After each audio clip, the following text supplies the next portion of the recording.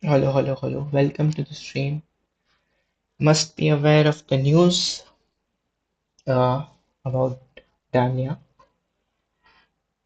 So I saw this video. I was just checking in that should we stream today or not. I saw Charlie's video, Penguins, which said we lost great man today, and there was picture of Dania in it. I thought it would be something pranky or it could be anything. Then I checked on Twitter, and the news is this.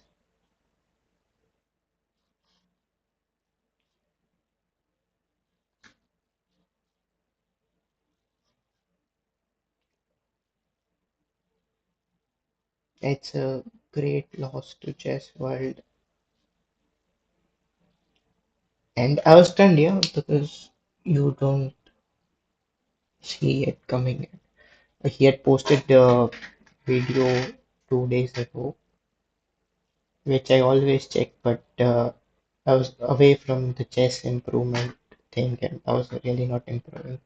Didn't want it, or I saved it for watch to watch it later, and then we have this news. Yeah, I mean, Daniel Naroditsky's contribution to chess world was so unique.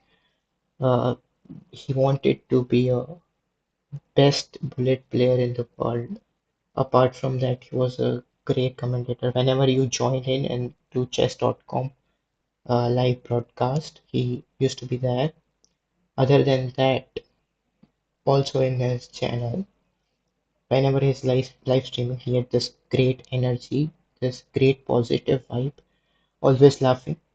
And we have two types of commentators who does a deep analysis and who are like entertaining. But Tanya was both. He can do uh, deep analysis and be entertaining at the same time. That was his specialty. He in between he used to say a lot of puns, crack a lot of puns. He used to enjoy those live streams. I mean, doing those things. And whenever you join him, you don't feel uneasy. You come in the flow of the live stream easily when he is commentating. So great commentator, the one of the best or the best commentator. And then he had his book on positional chess. If I'm not wrong, he had written that book when he was 15. So Dania was a kind of guy who had like literally the best positional understanding, and he was top five of the bullet players, like mouse skill, positional understanding. And that's really sad to hear because I used to follow his chess videos on openings and speedruns, which no one can make those kind of videos where he talks about openings, then positional concepts at the end of the game. He analyzes the full game. Then he used to quote some old games as example that in this game this happened. Uh, White versus Black, 1977. He had this every game in mind. So no one used to analyze better than him. So chess world will miss him. And so energizing a person. I mean, yes, let's see some tweets. And I want to watch his video, a recent video.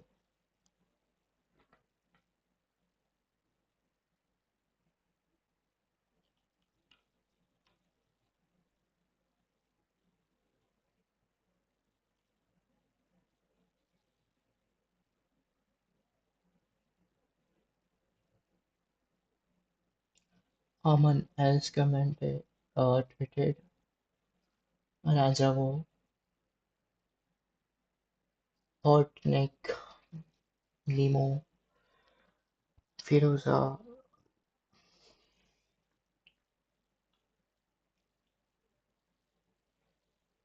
we have International Chess Federation, Polgar Sister, Hikaru, Kremlin, Srinath, Gotham, Shurit Polgar, and what a contrast! Yeah, we have Diwali today, and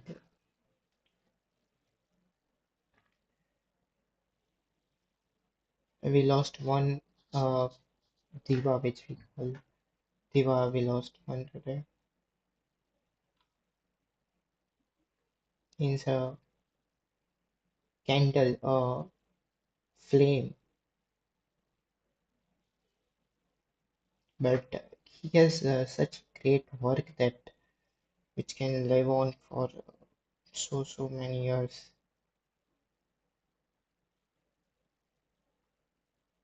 This was the news. I thought let's make the stream dedicated to him. And who makes chess great? It's character like Tanya that makes chess great. Uh, I don't think so. If you, I mean, if you're living in the cave, you will not be obsessed with chess. It is the character like Tanya who brought a life to a game like chess through their commentary, through their words, through their brilliant oratory skills, through their everything explanation. So one thing unique to him was also that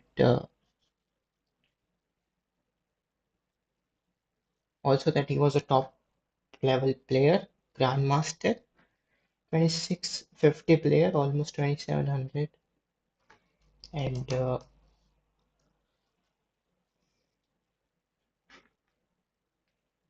he used to explain almost of the all of the top level concepts to his viewers. This was the one of the all the most educative channel on chess world. One puts games of them, some does commentary, but this was the most explanatory kind of a chess channel. I would say the best. Uh, that's no doubt about it. When you have to learn a opening or he used to guide through the game, all the games, which were very relatable. A small decision he used to explain at the end of the game. That kind of analysis, no one does. So this channel is uh, I mean, so unique and like a treasure. All of his videos.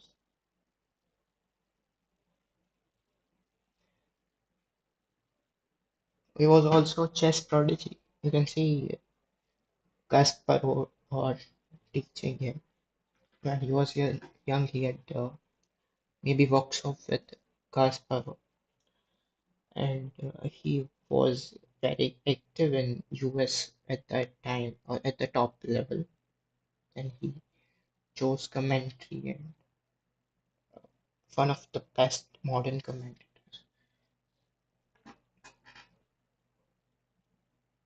We have this video. You thought I was gone. The king to move into the center. To double check that in my mind. So any English opening can transpose to a queen's pawn game. Of course, if Yeah, we're gonna watch one segment, game one, and analysis of it. And this is the same feeling I have. I can't believe we will never get another video from this legend.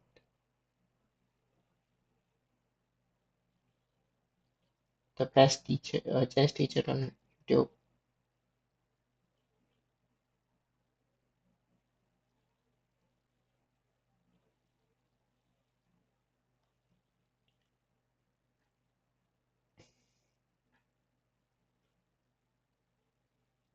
By the way, this was the book I was talking about. I had,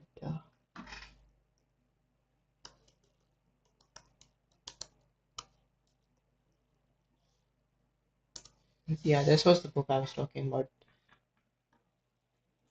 Uh, I had read some part of it. Amazing book. Uh, I had this. I don't have it right now, but look at. And his training was a kind of poses as a positional chess player, also kind of Soviet school of chess player. So he talks about in his videos as well lot about prophylaxis. Uh, so this is it, yeah. Let's watch game one. Of course, if black doesn't play e5, if white plays defense, sort of it in deciding, future avenues of content. So I won't delve too much into it right now because I know everybody's excited for some chess games. So we're going to pick up where we left off. We're going to start with a 10-minute game as usual. We're rated 1823, perfectly placed in sort of intermediate stand, and club player stand. And then we'll see if we have time for a 5-minute game. Let's go. Without further ado, folks, we have the black pieces. Hopefully I remember how the pieces actually move. Okay, so we're facing c4. I think this speedrun, we've been playing the King's Indian, if I'm not mistaken. So we can start with knight f6. We can also start with g6. It doesn't really matter. And we get the King's Indian set up. And white plays d3. So one sort of important thing to keep separate in your mind, right? The difference between the English opening setups and sort of 1d4 setups, the queen's pawn game setups. And of course they can, well, it's sort of like a rectangle. Every square is a rectangle, but not every rectangle is a square. I have to double check that in my mind. So any English opening can transpose to a queen's pawn game. Of course, if black doesn't play e5, if white plays d4. But the good thing about the King's Indian is you don't have to worry about any of that. You play the same setup, and you know later on, of course, Yeah, this was the thing I was talking about. Yeah, he first explains at the beginning part of the game openings, how it transposes into another opening. What can you play? What we want to cover in this page run. So he has covered almost all of the openings, all of the sidelines, which you and me have even haven't heard about them. He has covered all of them. And so yeah, at the firstly he covers opening. Then when he goes into the game, he explains all the moves why he played it, and that insight almost you never get because he is the top level player.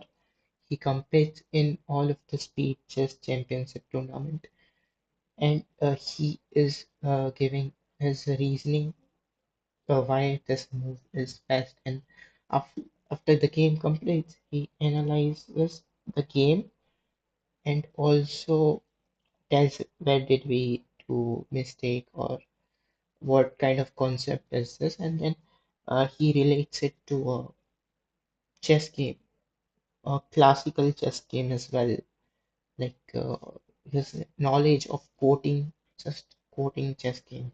Yeah, that 1990 this versus that, 1957 this versus that. Uh, so he was I mean, great learner of the chess, and like people like Tanya inspires you to be to be great at chess. From you can learn I mean many things, yeah, reasoning, a lot of things, how to unpack things. I mean, That's it.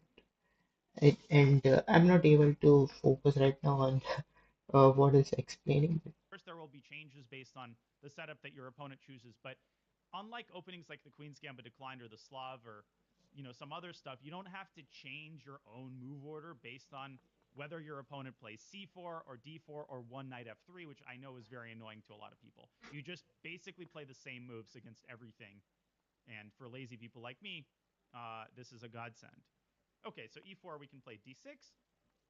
Now, the sort of proper way for white to continue is to fianchetto the bishop and then to play knight ge2. This is called, at least in my sort of understanding, the Botvinnik setup. And if you're watching the speedrun, not for the first time, you've definitely seen me apply this setup with colors reversed against a lot of anti-Sicilians, and I'll kind of show you the connection. Bishop e2 is not particularly congruent with the pawn structure that white is choosing. Of course, you can imagine if this position occurred with a white pawn on d4, this would just be a mainline King's Indian. And it should be pretty obvious that positionally, having the pawn on d3 rather than on d4 is a downgrade. It's a pretty significant downgrade because the d4 square we can utilize as a stronghold for our pieces. And based on that, if you're thinking flexibly about the position, you shouldn't be rushing to play e5 here, which is sort of the King's Indian move, right? Based on the fact that white has rolled out this kind of semi-Botvinnik structure, it's more positionally kind of more positionally fitting to rely on the move c7, c5, and to get kind of a dragon Sicilian setup, which I've also many times played against different move orders. So actually, c5 here is a perfectly good move. Then knight c6, and we basically fight for the d4 square. There is really no fight. We just control the d4 square. The fight is over. It's a bloodless war. So white is just playing pretty much like random moves. This doesn't really impact. This thing I learned from Tanya, that how to see chess as a completely a part of reasoning why you play some move in this kind of setup. You because d4 d3 is downgrade from d4. If you're not playing d4 and playing d3, that's why bishop e2 is not good. And c5, there is almost e5 and c5 break in the uh, King's Indian. So why c5 is better? Just understand it by proper reasoning and everything that makes it great. I mean, uh, just the pure positional point of view, it makes you understand chess better, and that's that's the contribution. I mean, I'm talking about. Like, this is how I learned how to differentiate everything. Like, it makes a new viewpoint, just not on the chess, but everything in the life. Our development. We can just develop our pieces. Also, his focus is always to make used to be to make good content, uh, whether it is like whether it takes time or it's I mean it's too valuable. His endgame series is also just told too high quality to be on YouTube and free. Pieces into h4. Okay. So our opponent suddenly switches from like weird semi anti-positional chess to I want to checkmate you and rip your throat out. Well, that's not going to be easy to accomplish because from a strategic standpoint, white is just not equipped to do anything, to do any serious damage on the king side. However, that does not mean that we should allow white to play h5. There is no reason for us to allow white to play h5 and open the h file. Why should we deal with that? So, what is the standard way here to counteract this move? This is actually an instructive moment for a lot of newer players who are not taught correctly in this type of situation. I think a lot of you are probably thinking h6 here in order to meet h5 with g5. And I actually don't really like h6 in most of these positions, and I'll show you why after the game. h6 has a lot of drawbacks. h5 is a great move because we're controlling the g4 square. So I'm anticipating a move like f3 if I understand our opponent correctly. No, bishop g5. But it's going to be very, very difficult for white to actually break our stronghold on the g4 square. Okay, so what do we do now?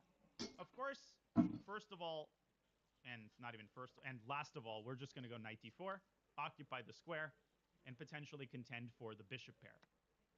Well, our opponent just hands us the bishop pair as it is. Also, a good bonus of the move knight d4 is we've prevented white from playing g4. I feel like our opponent is very tempted to play it anyway, but if g4 happens, we just take the bishop and then we take on g4, and our pawn structure remains fully intact. So the best, well, white is already This was also the prophylaxis I talked about. He just suffocates white for anything. Like you can see the kind of control he has in this game. And if of course he will have, he's decided it, but I'm thinking it's a this is how you think, yeah. And he taught us how to think that way, because every move is a logical sequence, and that way you get a full control. already much worse. And a good positional exercise here for you would be to pause the video and sort of list out the factors that give black an advantage. And also, a good exercise is see if you can approximately evaluate this position. What do you think the computer's assessment is in this position? This is a good way to make sure that you're approximately understanding the sort of the factors and the most important factors in the position. My assessment So yes, see, most important part of the game is the how you assess the games. Mostly you unsee tactics, but assessment of the game, understanding of the game stays with you if you're great, great chess player. That's what is talking about. So yeah, this little aspect about uh, things, yeah, viewing points is what makes me. I would say minus 1.2, 1.2 in the favor of black. assessment here, like let's say on move 11 after knight d5, is negative 1.5. Okay, he said. Her spy कैसे हो? बहुत अच्छा है. Did you heard the news?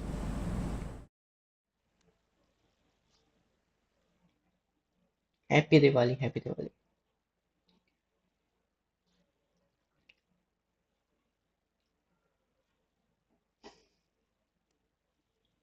So, do you follow Daniel Naroditsky? So this is the news that I'm not a great orator. So, we uh, Tanya passed away. That's the news, and I was talking about that only, how great he was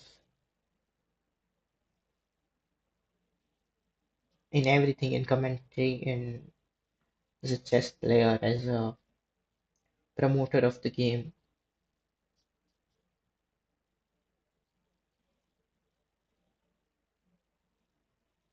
And you don't have to be so aged to be great at anything. And great in life, he was just 30.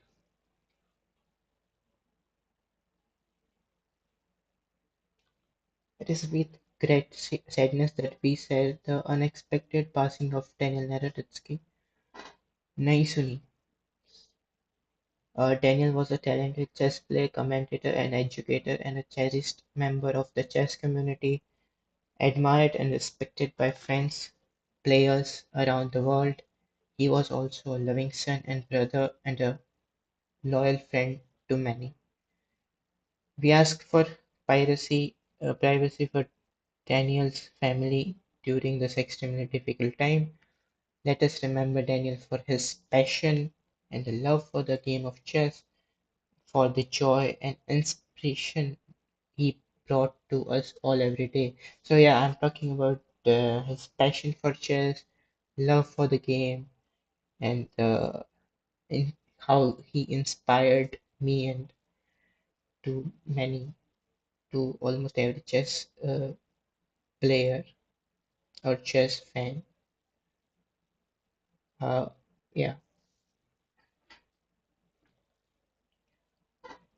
आज सुबह से पटाखे फोड़ आज का कुछ पता ही नहीं.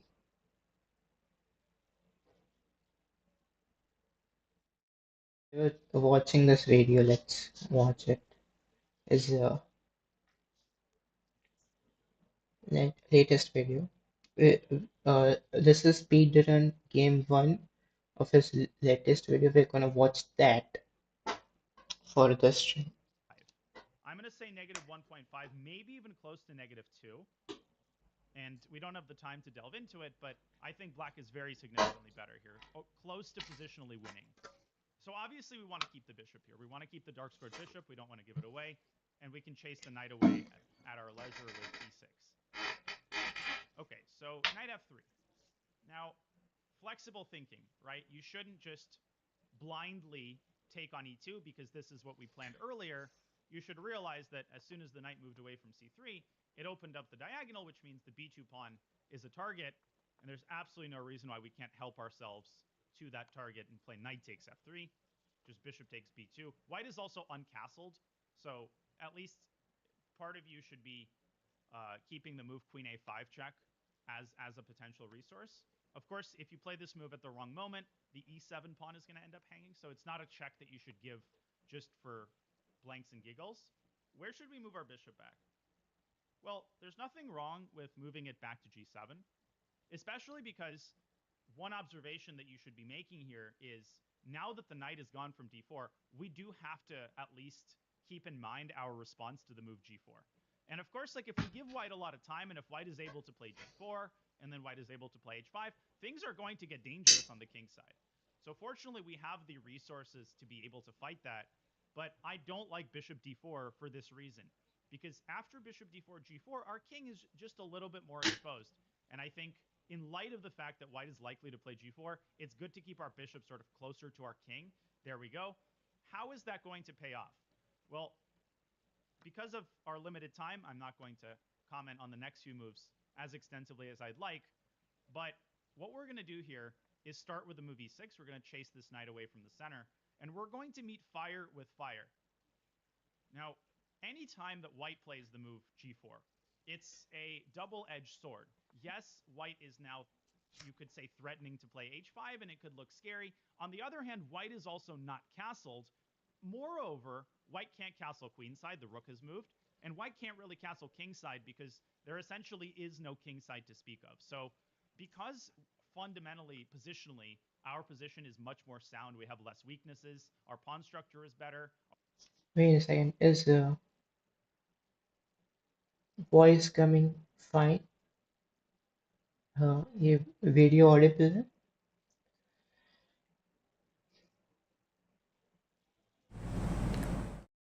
Uh, Let me check if, because I'm not sure if I've lowered the voice of desktop audio or not, because I had done it in last stream. So let me check if the voice is fine or not.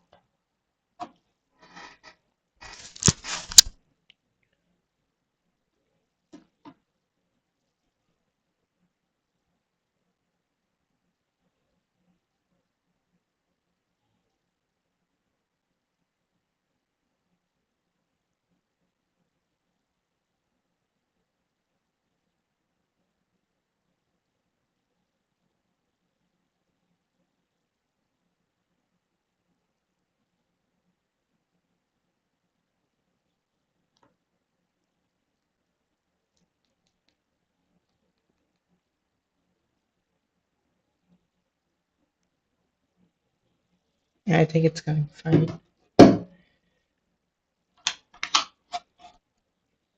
Yeah, we want to listen to Daniel. Our pieces are more coordinated. We basically benefit if the position opens up. And so that explains my choice to play the move f5, essentially saying, why do you have a monopoly on the king side? Why can't we also attack on the king side? Yeah, our king is technically on the king side and white's king is in the center, but that's not going to matter because white's pieces are so poorly placed. Here, actually, we can take either g takes f5. I prefer e takes f5, keeping our king's pawn structure more or less intact, and of course, opening up the e file. Now, I hear what you're saying. You're probably saying, aren't we weakening the d5 square? Yeah, we are.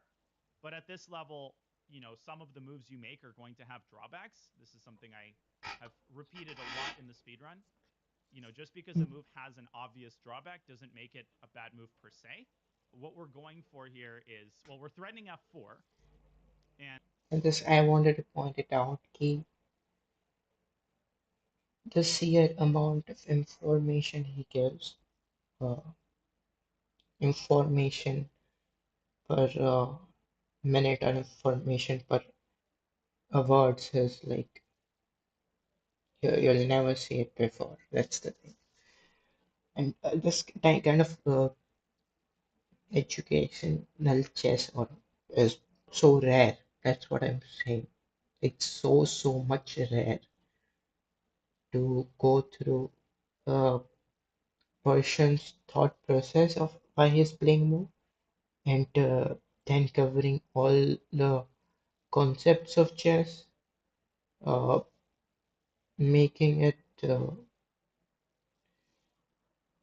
I mean, thinking from the perspective, also from the perspective of normal viewers.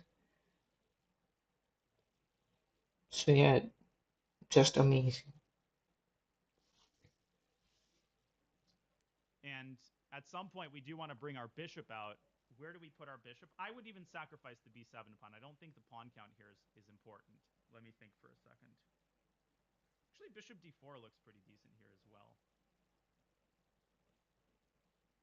Feels like I haven't played in the optimal fashion, but we should still be much better here. Let me think for a second. Okay, I'm going to go rook b8 here. I think we have the time. Maybe not literally, but figuratively speaking, we can afford to overprotect this pawn. Now we're going to keep the king structure intact by playing g5. It may look scary for white to for us to allow h6, but once the pawn reaches h7, we just hide behind it.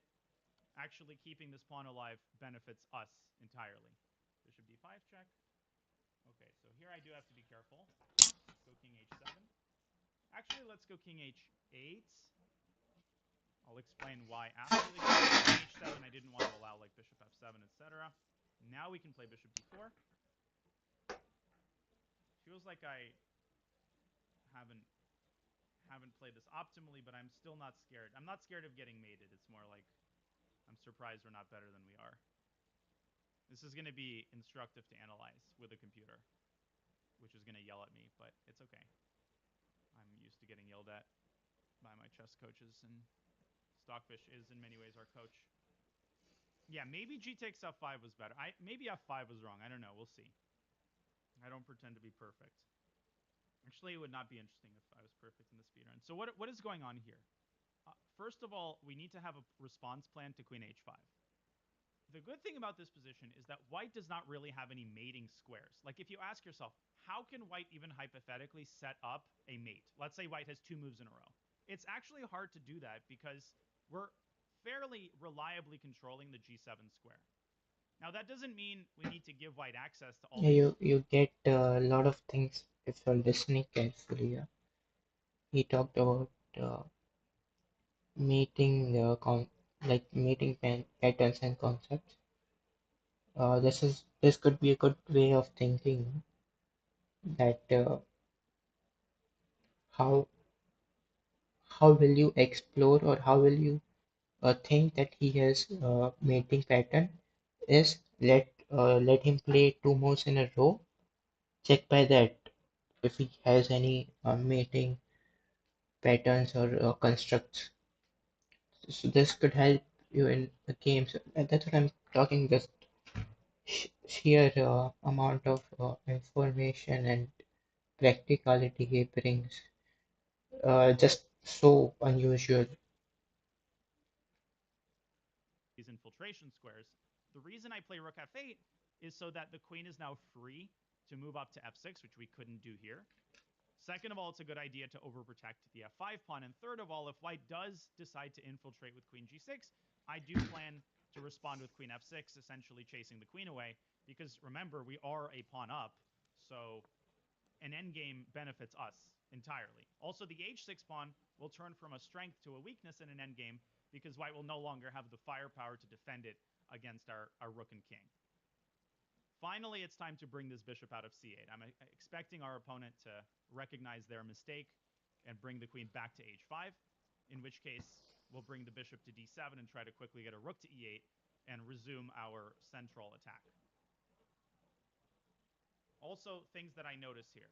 If at some point white plays rook to g1, we can just meet that by playing g4, building a little mini pawn chain that's super well protected. White's attack has officially sort of fizzled out here, so this is a big turning point in the game. Also, you can kind of see very clearly an illustration of the notion that knights are much more effective at occupying weak squares than bishops. Like, this bishop looks nice on an outpost, but it's robbing the knight of a square that it really wants to have. Dvoretsky calls this concept the superfluous piece, when you basically have one big outpost, but you have two pieces, such as two knights or a knight and a bishop, contending for just one parking spot. And one of the pieces is basically going to be disgruntled, so much so that we can actually just take this knight and then play f4 and open up the king side. This time it's I told you, yeah. I talked about Dorotsky. I don't know, but he's a author, so he's just so well read that he explains it so fucking good. Uh, Superfluous piece, that this piece is a superfluous because it prevents knight from coming to d5, which would have been better for knight. You can't get the feeling if I'm explaining now because he explains it too good. it's us opening up the king side. And because we have two pieces on the f file, white cannot afford to allow the f file to open up. So I'm anticipating a move like It's e4. also a great thing that he plays moves that are objectively good. Uh, like for a single move, he thinks that this move is the great. Otherwise, you can see uh, uh, white's pawn on h6, and you may think that white is coming, but that's not the case. That's what I'm saying here. He plays move on a merit, uh, and he isn't afraid of uh, bad position. Bad position in a way that is uncomfortable to you. There are some positions which are comfortable to you. That's why you want to go into them. But some positions just seem uncomfortable to you, not to him, maybe because of. But that's the thing, yeah. He plays objective best position by just thinking on in that move. A lot of top players might do that, but we get the whole idea, perspective, thinking. This opens up a just new aspect of your chess, like new way of thinking, new branch altogether. Together. Fighting for the same square. Rook f2, that's a good move. But now we can bring our bishop out, let's say, to f5. I think we can do this. Yes, bishop f5. I'm trying to provoke e4 in order to take the heat off of the f4 pawn so that basically we have an intact, connected chain of passed pawns, which will eventually get moving once the bishop drops back. If white plays e takes f4, we can play bishop takes d3 check and then open up the g file, and the king will be on that g file. So that looks nice for us. I do have 90 seconds here, so I should probably have sped up earlier. Might have to stop talking for a bit, which of course is a great relief to most people watching. You're like, yes, finally. Okay, bishop d7. That's not the case. And actually now you should be asking yourself, in what order are we going to push our pawns? So are we necessarily going to play g4 here? There is a better move. And obviously you should always be thinking ambitiously. You should always be thinking, part of your brain should always be responsible for finding mating patterns, like always. And this is a good example, right, of where a lot of people would go g4. It's a good move. It's winning, but f3 creates a mate threat all the way in the corner on a1, and it's a very hard mate threat to deal with because if white moves the rook from f2, we can actually push now our pawn to f2 at the very least. That should be crushing. If white runs with the king, he loses the rook. Queen a1, queen takes g1. White basically has no defense against mate here, no adequate defense. So again, if I had to give a theme to this game, it would be flexible thinking. Now, white does have a defense here, which I just noticed. I don't think that it saves him, but it definitely prolongs the game. Let's see if our opponent can find it. It's an impressive move for sure. I was crapping on this bishop, but this bishop actually can help white stave off checkmate. Is it No, d4? I'm No, not d4 talking about doesn't queen help. takes. That's not a serious defensive move. It just gives up a rook. I'm talking about the move e5, and so is my opponent. Paul is doing a lot of good stuff in this game. Okay, so I'm actually thinking now what to do. This is an important moment to get right because I'm low on time and I want to play accurately. Okay, we're going to go here. Rook e8. Threatening mate on e2. Basically fighting for the f file. Fighting for the f file. And I'm going to have to get this mating attack right the first time because I don't have necessarily the time to convert some long endgames. Also, one interesting thing I uh, find out found, found out about the speedruns and games that he doesn't play as if he's playing 1800. Yeah, he like a lot of the time when you play to a lower rated player, you uh, keep this thing in the mind that he will not be able to find this. Oh, that's why let me play this and get over with it. But just he expects his opponent to play a best move and then he responds in that way. Uh, that's that's a thing I found out. Bishop e4. Our opponent is playing very well. I gotta say, he's defending super, super well. Okay, I think bishop c6 is good here. Again, continuing to fight for the f file. If rook takes g5, we can play rook takes f3. That should be winning. Bishop takes f3. Yes, I think this is winning. Queen takes f3 gives up the rook on g5. If white plays bishop f3, that allows infiltration. And if that's A not lot of winning, the times then I've seen that he was commentating on games of Magnus of or other GMs, uh, and suddenly bar goes up and everybody is in confusion and in doubt that what happened, what could be the move. Then he immediately just finds out that oh, this is the move, and after 5-10 seconds, Magnus finds out. So yeah, that's amazing. Yeah, but that's what I'm saying. Like just top level player, but he's so good in explaining commentary roles. Just too good. then I quit chess and quit my YouTube career forever. Rook e2 check, very important move. The bishop cannot capture because of the pin. Now, we should play all of our moves with check here. That's sort of a common sense thing, because if we don't give check, white has this trick, rook g8 check, king takes g8, and queen g6. At the very least, that looks annoying. So if we can continue with check, we should. Now, notice how all of our pieces are involved. All three pieces are involved in the attack in some way. This increases the chance that there will be a mating net, because white has to divert his resources just to covering the checks, thereby clogging up potential escape squares for the king.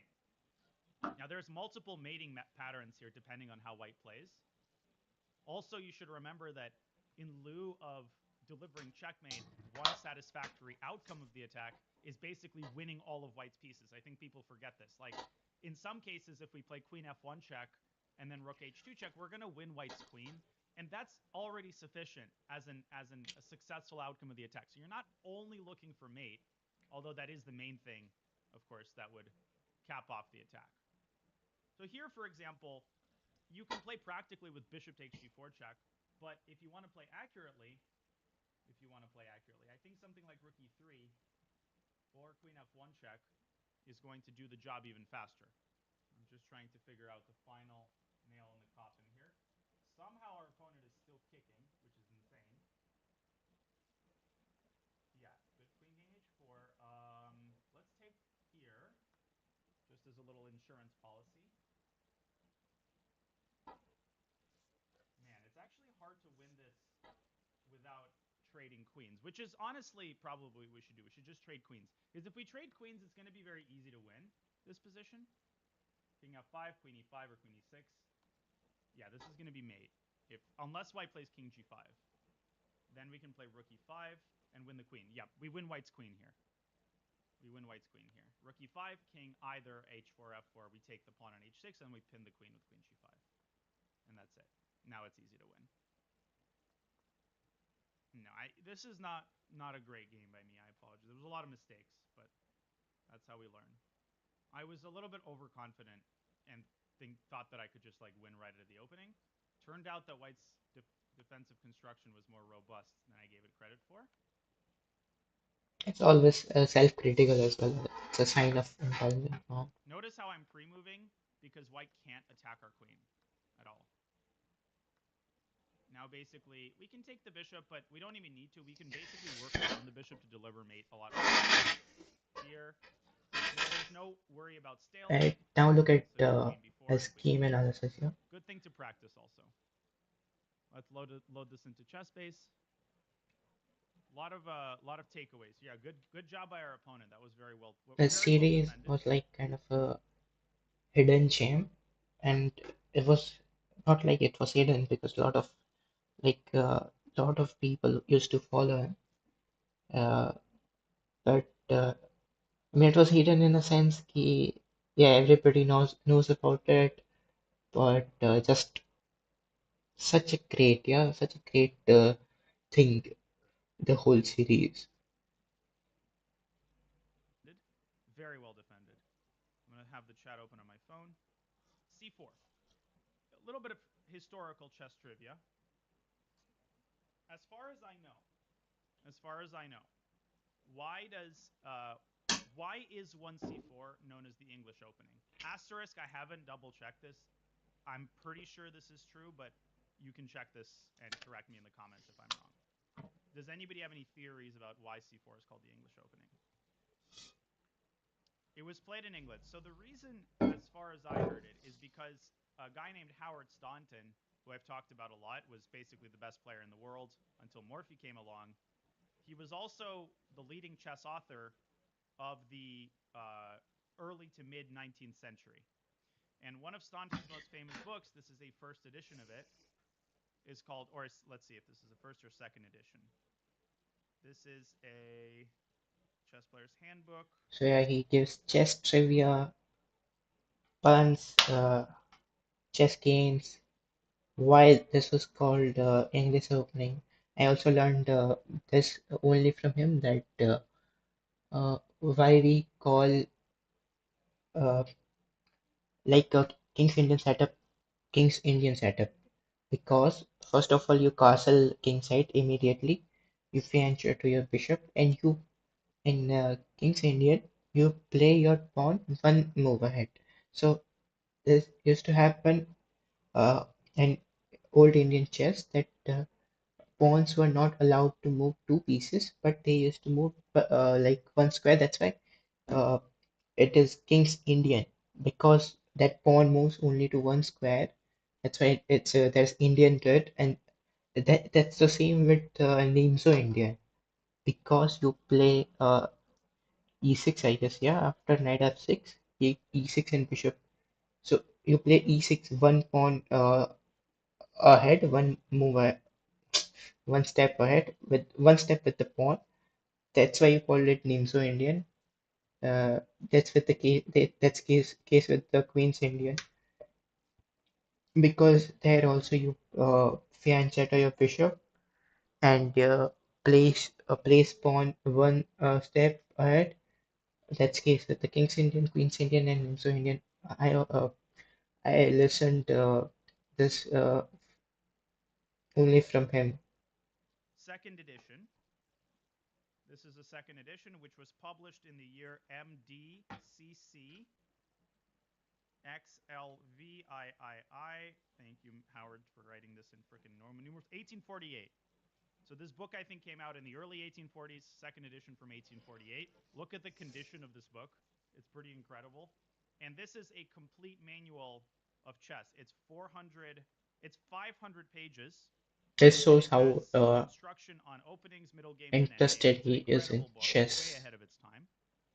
And this counteracts the notion that back in the 1800s, in between dumping their piss out the window onto the citizens of London and slaughtering animals in the public square, the people who did write chess books didn't care about openings because that, quote, wasn't a thing. Not only were openings a thing, but most of them had modern names. And there is a lot of opening analysis that's way ahead of its time. Like Staunton knew what he was talking about. There were opening books, and there was a lot of opening discussion going on, mostly on the King's Gambit and like 1e4 openings. But not only that. So back to what I started with. Why is this called the English? Because Staunton said the following. Just listen to this. Listen to this. Um, this is the section on the Sicilian, which of course is in many ways reverse of the English. Just a second. He looks at the Benoni, Queen's Gambit. Just a second. I'm almost there. Let's see. E4, C5 is Sicilian, and C4 is English. King's Gambit. Just The Sicilian game.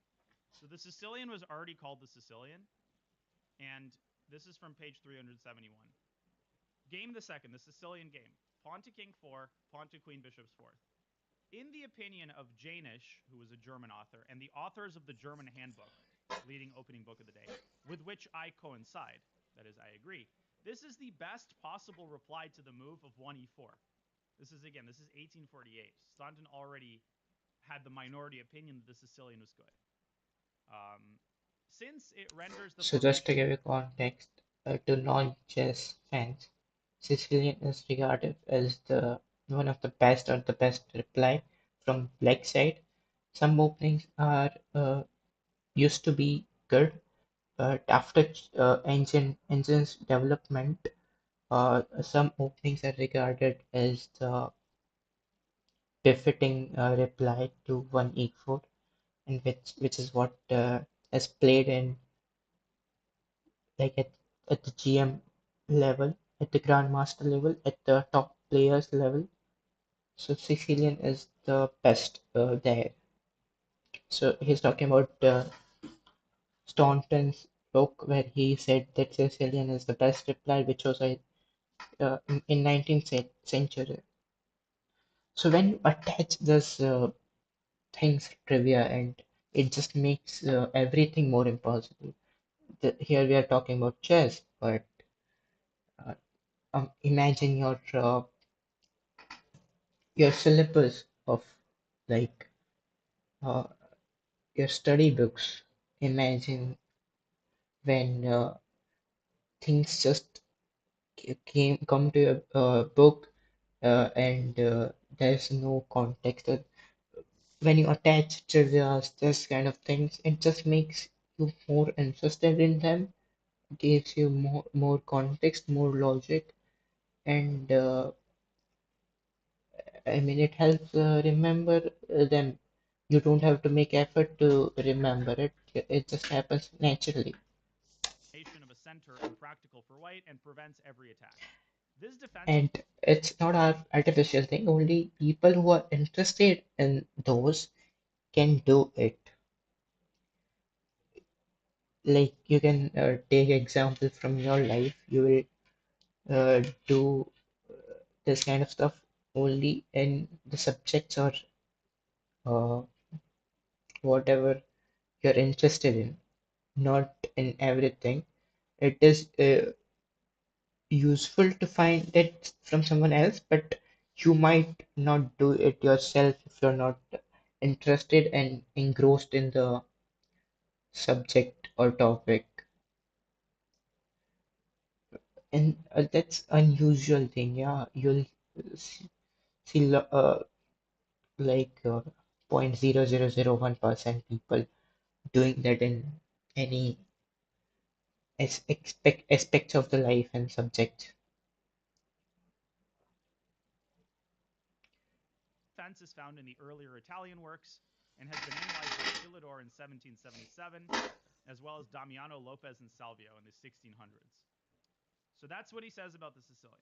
Now, let's go to the section on the English. Staunton was the first person to analyze the English opening, and this, I believe, is why it's called the English. It's named in honor of Howard Staunton, and he says the following. He says something really interesting.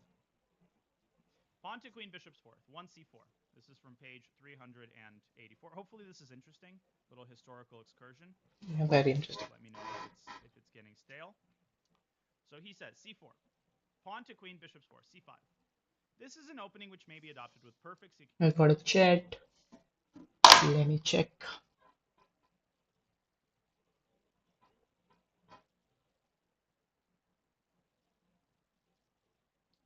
Just dropping by RIP Rania, good of you to honor one of chess greats.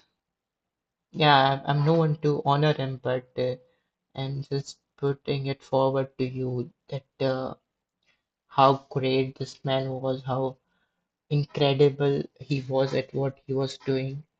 Uh, because it is just fucking rare uh, to, do something.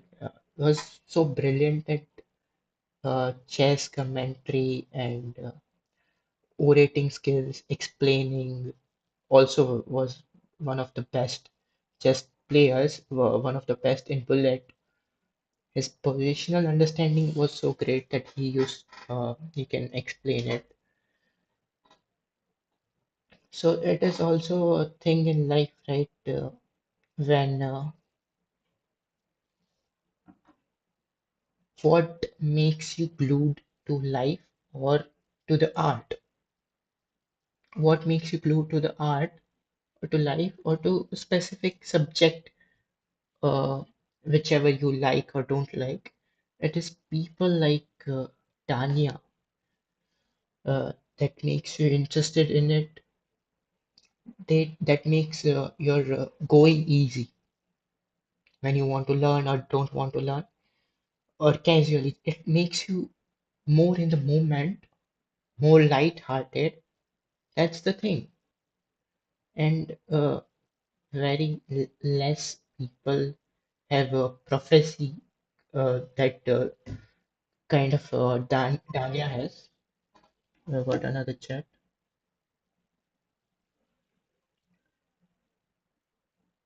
and we should acknowledge it and just watch it happen.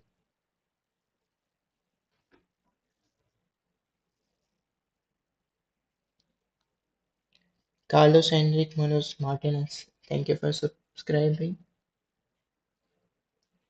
And whoever brings on the game, you can see it on his channel. Yeah, how I enjoyed every season episode he did. I had saved this one as well to watch it later because at that time I was not interested in chess improvement, and Tanya means chess improvement. When you go there, you just improve in chess. Uh, his Endgame series is also too good. You can look at his Endgame series of chess and pawn and chess and rook and everything. And I also enjoyed his book. I had his book, this one, Mastering Positional Chess. He wrote this when he was 15, I guess. Yeah, 15, I guess. This it shows it is released in 2015, but I'm sure he wrote.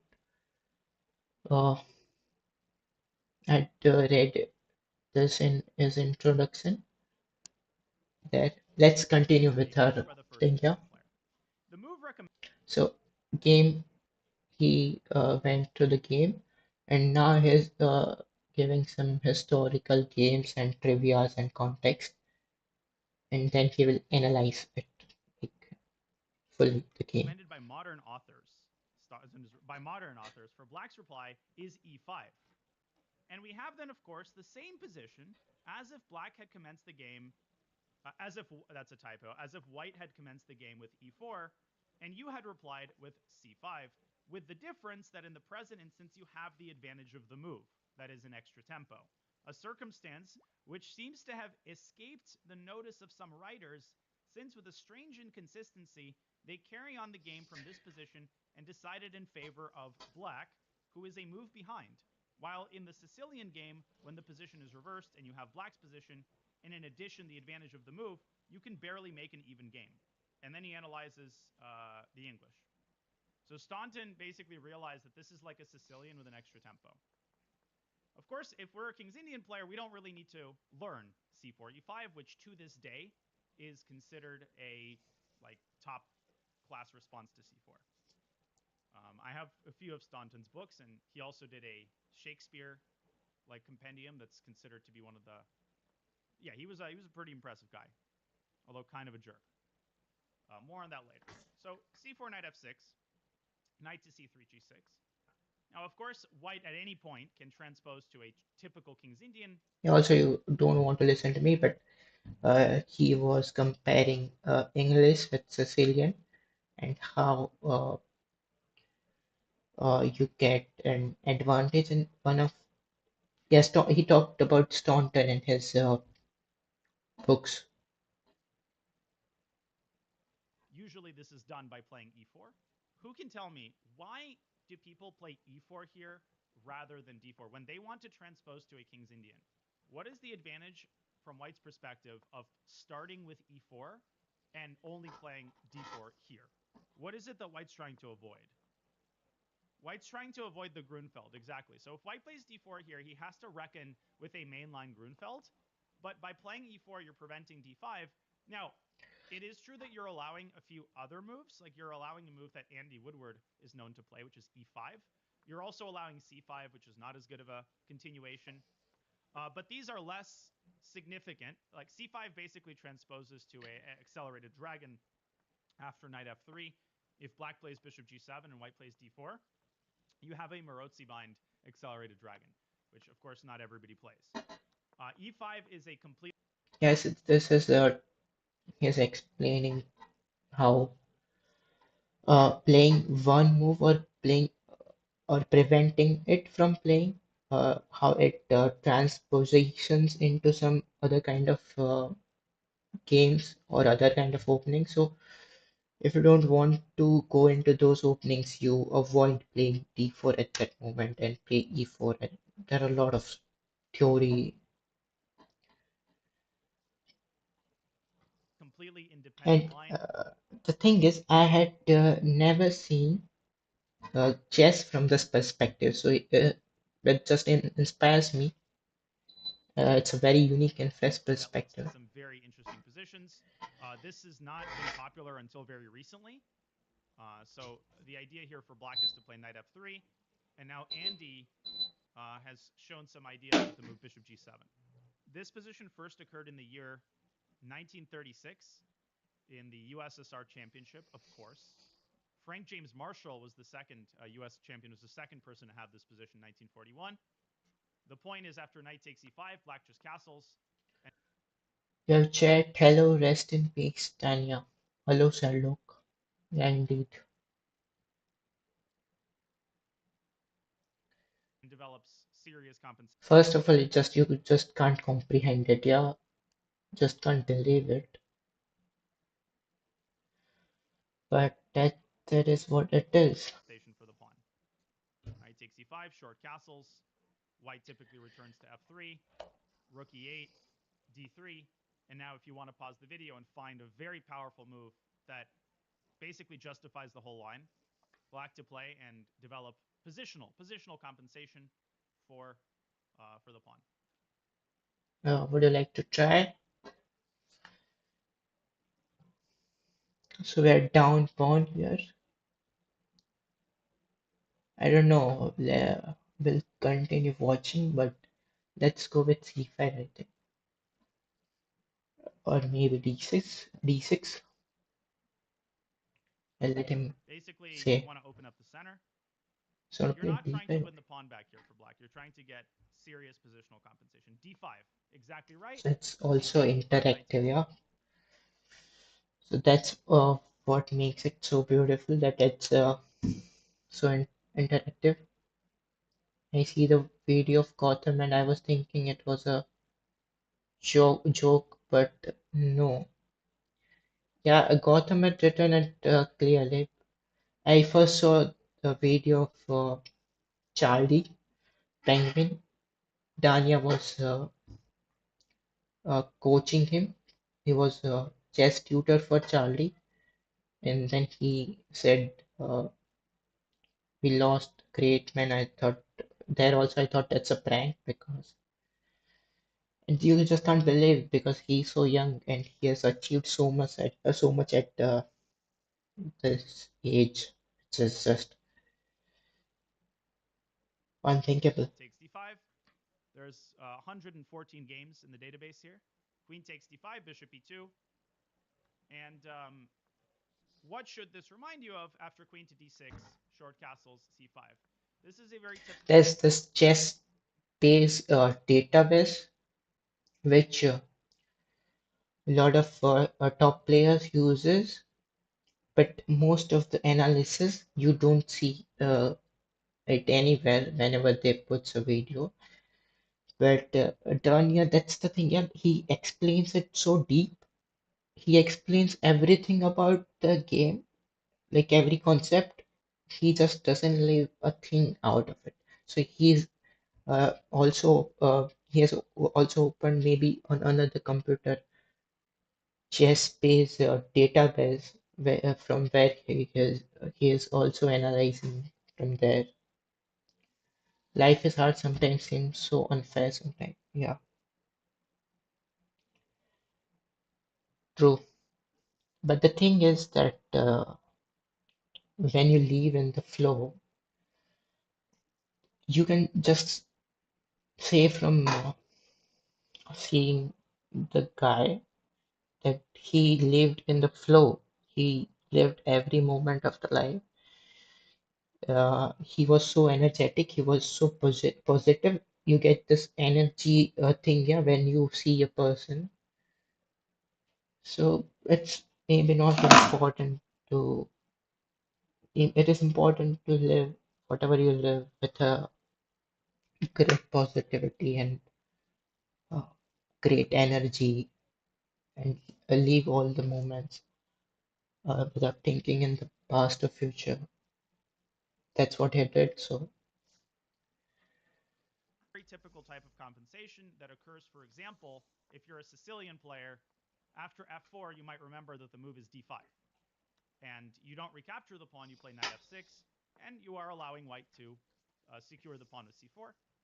You play e6. Now, this is a worse version for white because there is a pawn sticking out like a sore thumb, but it's the same principle where white has the extra pawn here, but you have full control over the d4 square and sort of easy development for your pieces. So the computer evaluates this position as equal. Of course, white has a better structure than he does in that Sicilian line, but still, this is a very hotly contested line. Aronian versus Grishuk from 2016.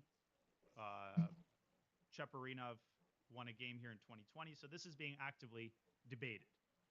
Okay, let's get to the game. So you also, if you want to go into this uh, classical games thing, yeah, where you study games of people. Now chess has become so high paced that you just play with engine or you play 10,000, 15,000 games and you improve. But sometimes just going into classical games is so much fun. So he was that kind of, old level school of chess. Russian School of Chess. He had teaching from there as well, so he used to just state or quote so many classical games from the old era. This is nice to make a stream in honor of yeah, Dania. Will subscribe. Yeah, I didn't ask for subscribe. Yeah, generally I ask, but I'm not here for subscription. Thank you if you do.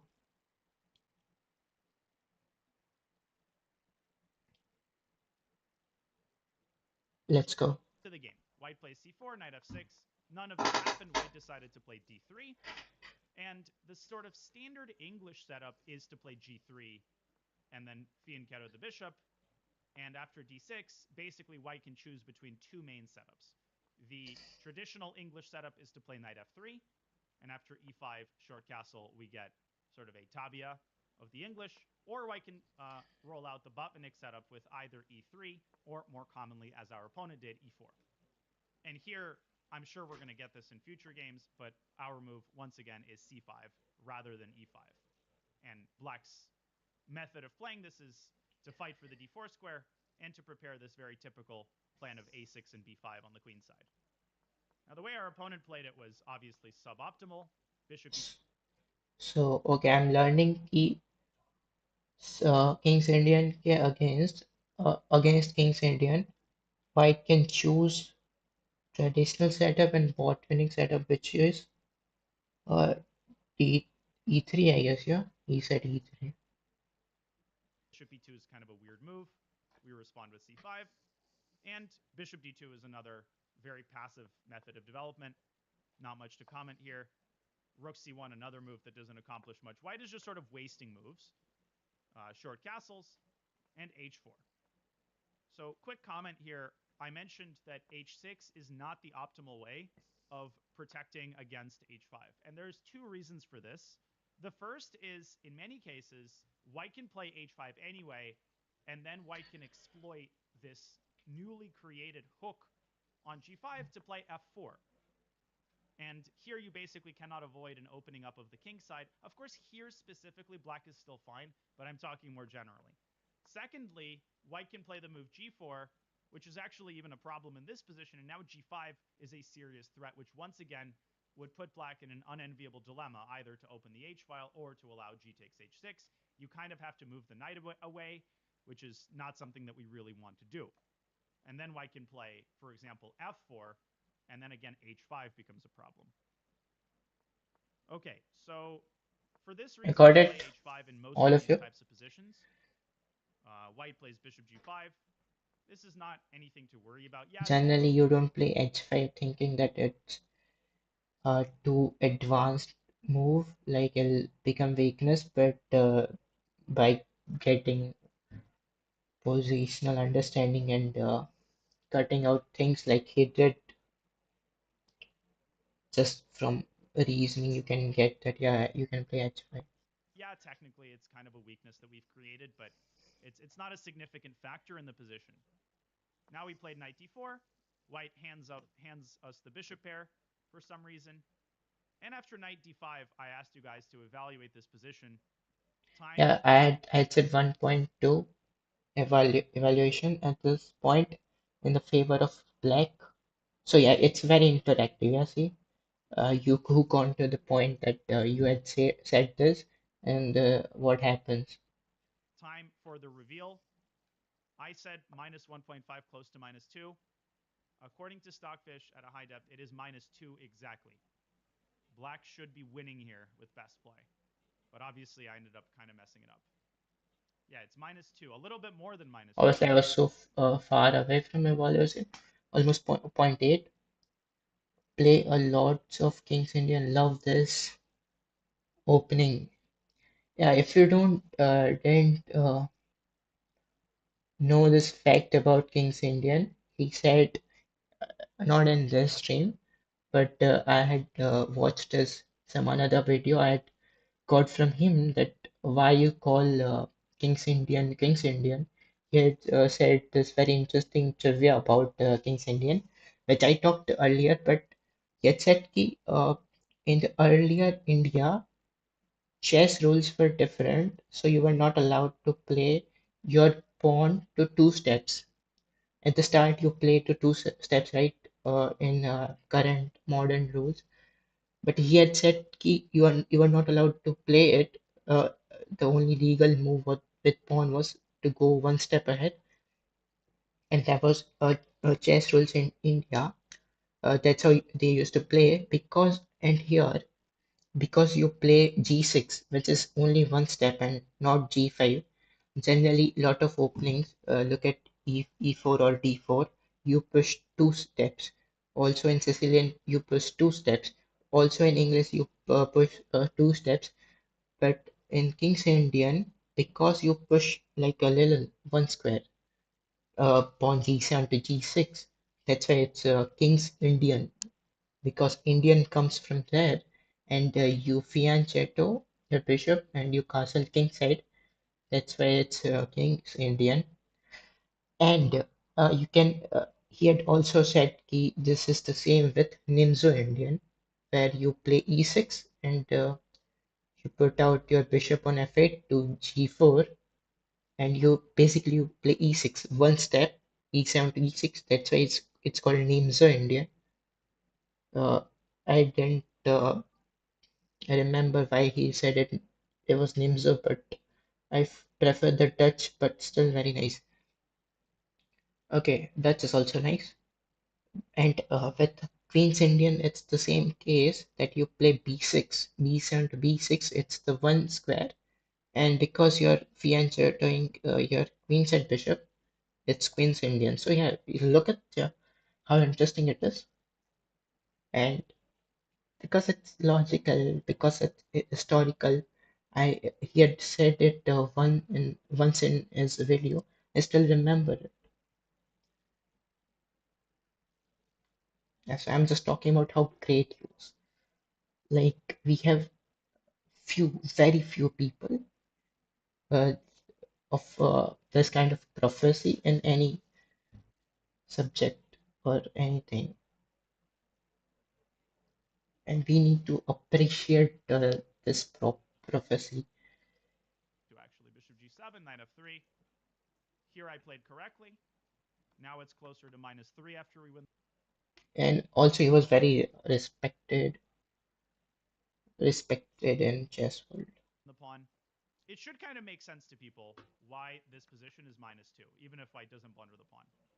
It's just a combination of factors, right? The bishop pair. The fact that we have this huge outpost on d4 and can chase white's knight away. The fact that we have obvious play on the queen side when we need it by preparing b7, b5. And the fact that white cannot develop this knight without giving up the pawn on b2, which of course is what happened. According to the computer, white's best move is b3, kind of a sad move to play. We would respond with e6. White probably drops the knight back, and we're just killing white on the dark squares. Bishop h6 here is a very nice move. And if white moves the rook back, he loses the game on the spot. Rook a1, queen a5, and it's time to go home. Like, this is how fast, these weak dark squares can translate into material losses. So from that perspective, knight f3 was not a bad practical try. And here, So according he to also talks about evaluating the chess position, and almost everyone, like a lot of top players might know, or you might know tactics and things, but the most important aspect in chess is evaluating the position, and a right kind of evaluation. Magnus also is best because of that. So Tanya encourages in between his viewers to evaluate how who is in advantage and how much, and also then to reason why. Because you saw, right, because the knight cannot pick it by white, and you can play e6 to kick his knight. You have a lot of beautiful bishop. There are dark squared weaknesses around his king, and you can push b5, create a pawn threat or pawn play, which he explained beautifully. So yeah, this is the way of you, how the you look at computer, chess, and uh, I mean, look at chess, and it's so easy to grasp. I know a lot of people know about this thing. It's not very unusual that how Danya explains, but I thought maybe you haven't looked at it from that perspective. So let me say it. Bishop G7 is totally fine. Bishop D4 was also good. Let's see where I went wrong because I definitely went wrong at some point. Okay, E6. Yeah, H takes G4 is fine. E6 is top move. Knight E3. And here I made a mistake, I'm pretty sure. Yeah, so here I made two consecutive inaccuracies. F5 was unnecessary, actually, it turns out. Yeah, the best move here is just Bishop D7. And the point is very simple. If white plays H5, first of all, you can play G5 and keep the king side closed. So I overestimated this idea. But second of all, you can play what other move, which I wouldn't recommend to play this move. I would not recommend to play this move, but you can play it. What are we talking about? No, G5 is my recommended move. I would recommend to play G5. And again, you should understand that H6 is not dangerous because the bishop can just move away. And white would like to capture his own pawn. Then the attack would actually be something to To reckon with. H7, Because playing this H8. pawn is permanently in place, our king always has shelter on H8. White has no attack. We're talking about Bishop A4 winning the exchange. Why do you think I wouldn't recommend this move? What does White have here that, at the very least, you have to reckon with and is a little bit unpleasant? So yeah, you almost always play bishop H4 when you see it because you are winning exchange. Yeah, so not H6. You guys should not be thinking of H6 as a dangerous move because again, we just move our bishop away. This is just one move-itis. Like, why is H6 dangerous? It's not.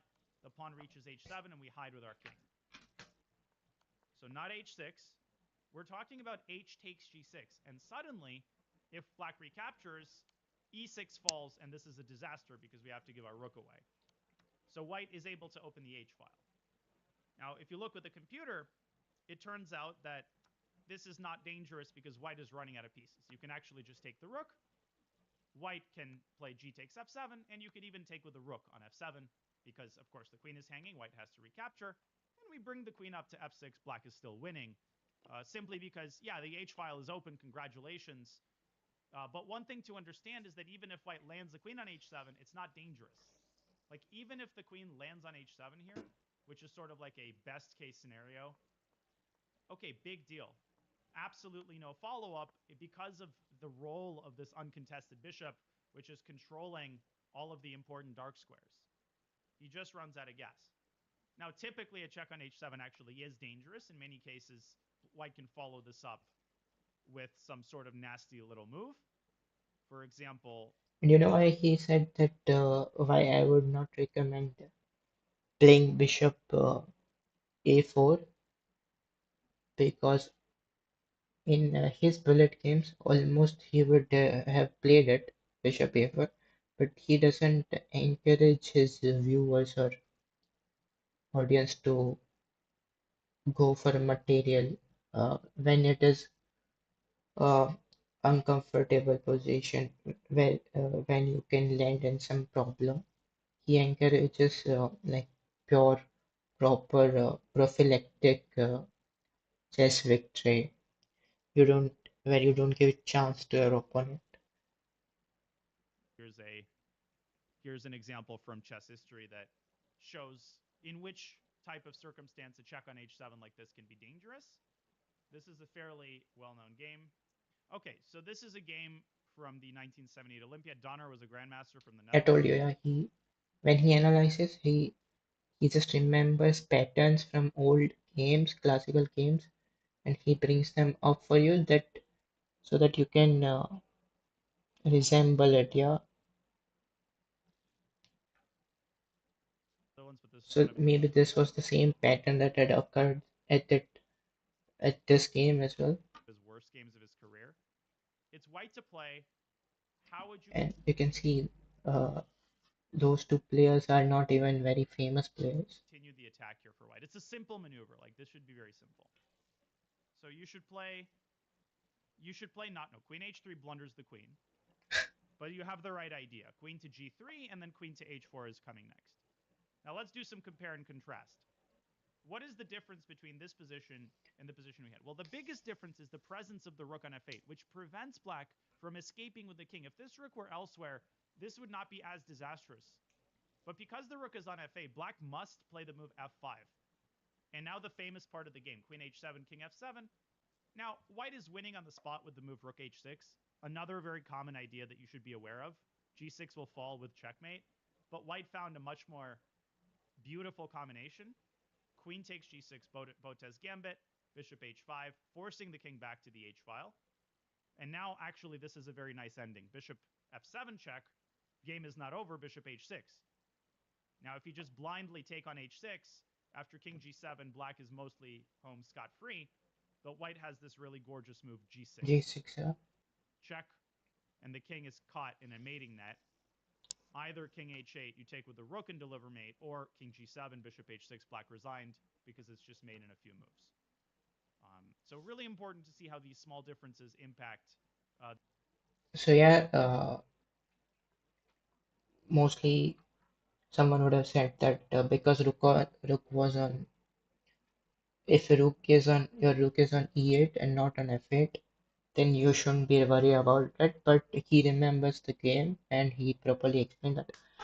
In this game, rook was on f8, so it was a problem. But in my game, rook was on e8 and king has king had escape square, so that's why it was not a problem.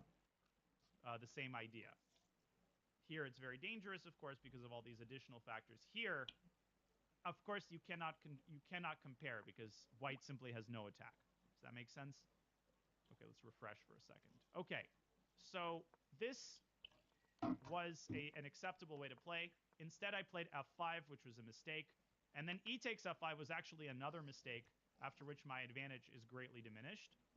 I think I underestimated the role of the d5 square. And I overestimated the fact that the open e file would give us attacking chances. But in reality, our opponent very correctly played king f1, and it's actually very hard to get to this king. And we've given white a bunch of like good squares for his pieces. So if our opponent had played bishop d5 check, black is only slightly better. Bishop d5 check, and if we play king h7, there's this very nasty move, bishop f7. Very similar to the Donner game, actually. Bishop f7. Whoa. And if we play rook e7, now h5 is super dangerous. And if we play rook takes f7, white wins the game because he drives our king out to g6 Yeah. and basically doesn't deliver checkmate.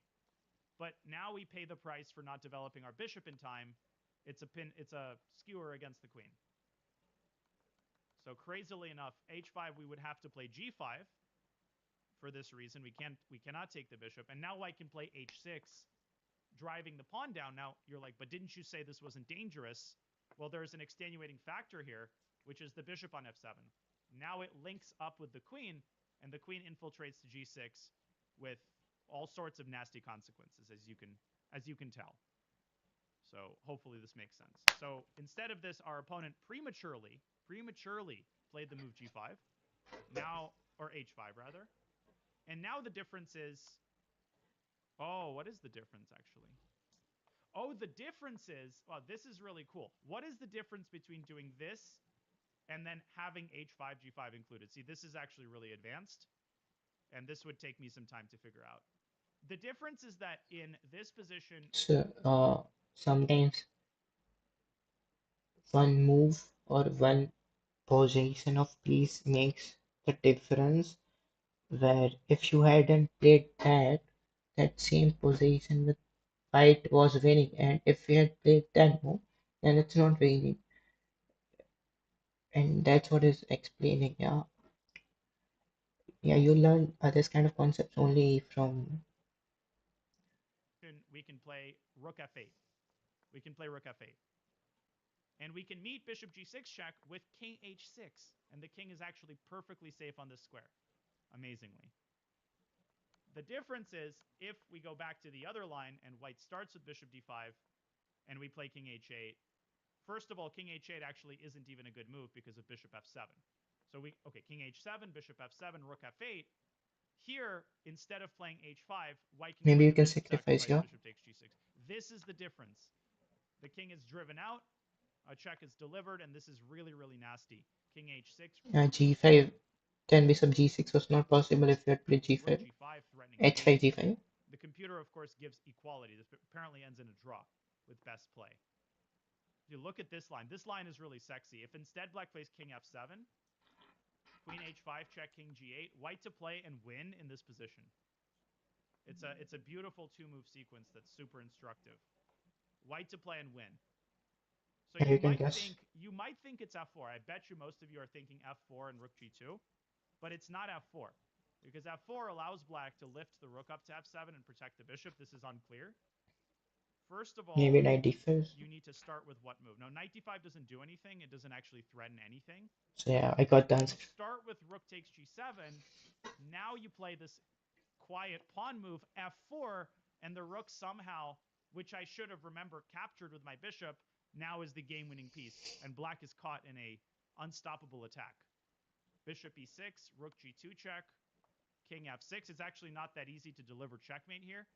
Here you have to find an only winning move, knight d5 check. What is the idea of this move? It's to recapture with the pawn, So preventing the you, black king from escaping via e6. Pretty crazy stuff. he also pointed And out black that you pay attention on checkmating patterns. cannot prevent the checkmate. You can analyze this on your own.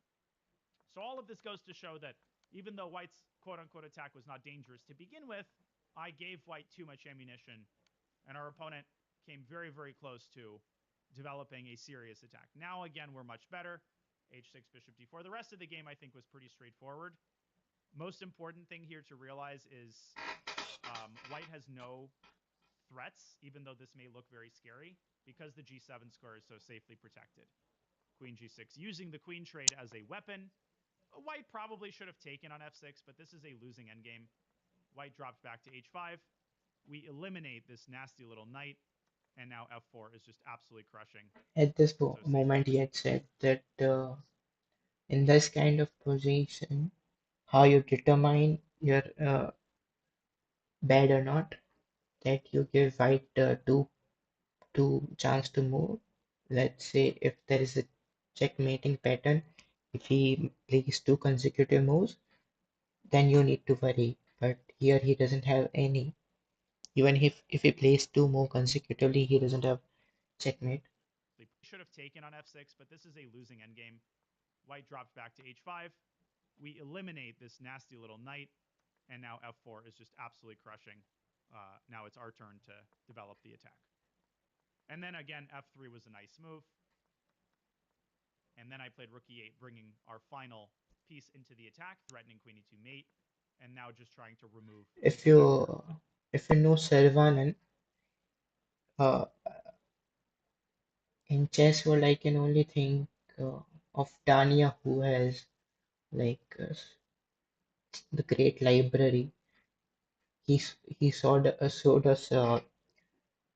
I forgot the name, yeah, Staunton, yeah, Staunton's chess book, Englishman's that chess book, which is not even that much famous. So I'm saying that yeah, he has that library. He has that library,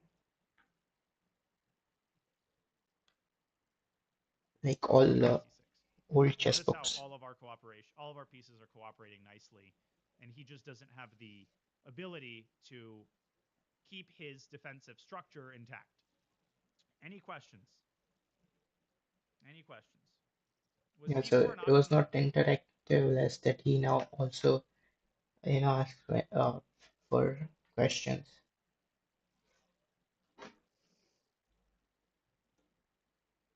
when he played e5? So this is almost like a proper paid When he chess played classes e5, with wait, is the queen escaping? I'm entertainment not sure factor. what you're asking.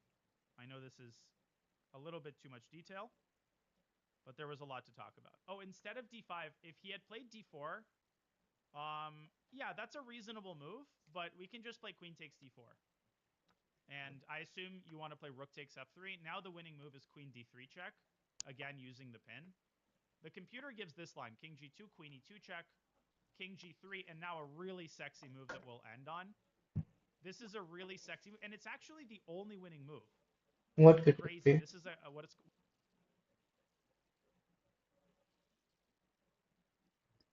Yeah, if it's a sexy move, I might not be able to find it because what? what's called a Let's see. collinear move. A collinear move. Yeah, this reminds me of this Nimzovich game. I think Nimzovich versus Kohn. Yeah, rook f4. Rook f4, moving a piece along the same file, but not capturing the enemy piece, file or diagonal. Of course, you can have a collinear move with a bishop. If you want an example of a collinear move with the bishop, I have just the example to end on. In this position, Yeah, again, I see? had the white pieces. This is round one of the Qatar Masters 2015. Here I played the move h6, and my opponent unsuspectingly drops the knight back to d7, basically trying to fight for the dark squares. Who can tell me what was missed? And I actually did not see this move right away. I just spotted it after a couple minutes of Maybe it's talking about this move, collinear move, thinking. bishop Yeah, this to, move bishop g7, and black is busted because if he plays rook f3, he drops the bishop. He obviously can't trade on g7. I promote the pawn. He basically just has to give up the exchange. So that's what we'll end on. And let's do a 5-minute game before we call it a day, folks. Let's do a five. see, I wanted to show you guys how great it, yeah, one game and the proper analysis. You might learn so many things from that one game. And see what he has. I used to enjoy his end game series. He also, yeah, speedrun is there, and theory speedrun, where he explains chess theories. And yeah, I also enjoyed this series of his uh, end games. It's so much useful,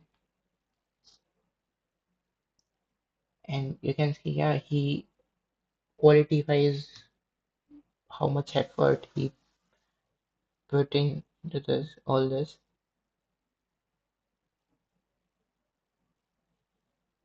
One more thing which we will miss of his is just tuning into any chess.com commentary and you see Tanya there. uh, Whenever you there is a tournament and there is chess.com broadcast, you're tuning and you see Tanya and there's a smile on your face by seeing him. And he has also smile on his face, a lot of good energy. It just puts you into the flow of games, that how even if in the uh, middle of the things you drop by, when Dania is commentating, he just puts you into the flow and you're just you feel like you were there throughout. There is this chess history thing that he did, speedrun, grandmaster guide,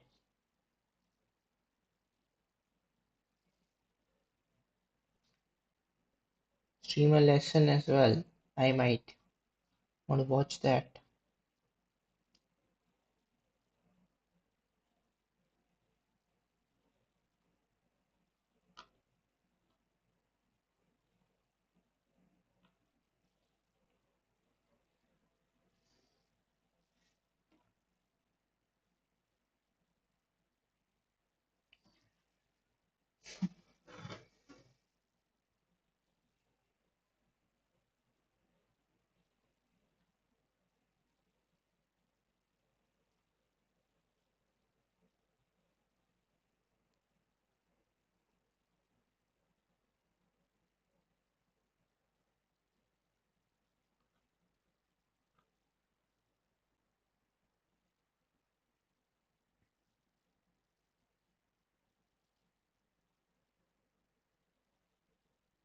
for now we will stay away from all this tweets. Yeah, we don't want to it to go any other way and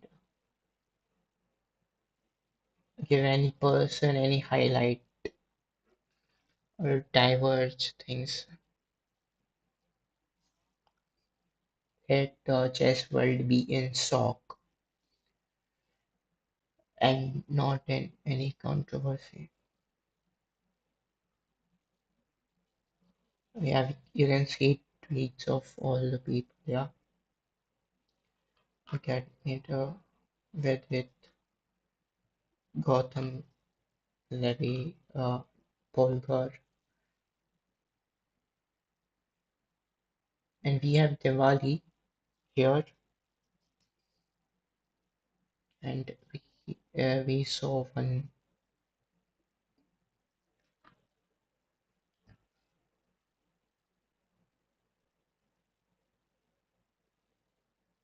light of chess dried out there, but kills his flame of knowledge and all the things will carry forward. Srinath and Ricardo, Susan. Okay, we can end the stream here, or if you have any request as what is interesting.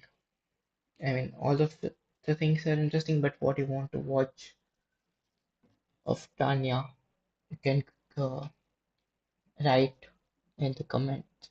I mean, in the chat.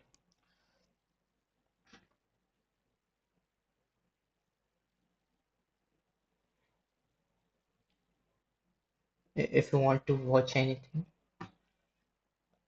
you can write it in the chat. We'll watch it together, or we can end the stream here.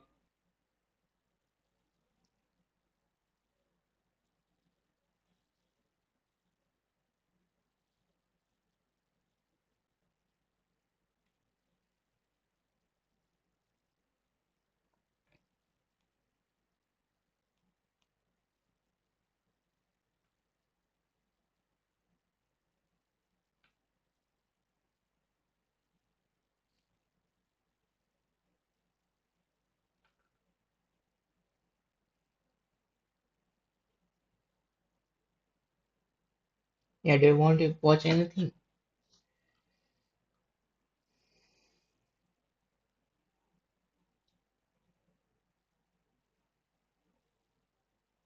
So yeah, we'll end the stream here, maybe.